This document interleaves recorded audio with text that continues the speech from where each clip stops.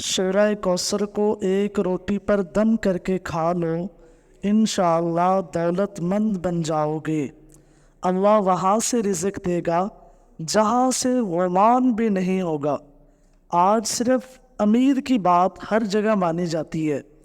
امیر کے لیے تعلیم حاصل کرنا، علاج معالجہ کروانا آسان ہے، اور غریب ان تمام چیزوں سے محروم ہے۔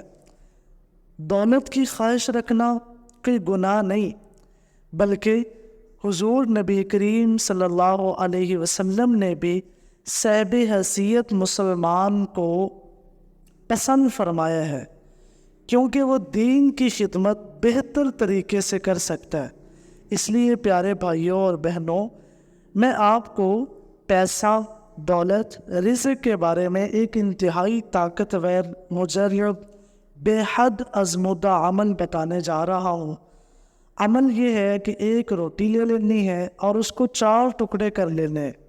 سب سے پہلے بسم اللہ الرحمن الرحیم، پھر درود شریف جو آپ کو آتا ہے، اور پھر سورۃ الکوثر پڑھ لینی ہے اور روٹی پر دم کر لینا ہے، اور پھر ہر روٹی کا ایک ٹکڑا بسم اللہ پڑھ کر کے کھا لینا ہے، اور روٹی کھانے کے بعد اللہ سے دعا مانگنی ہے۔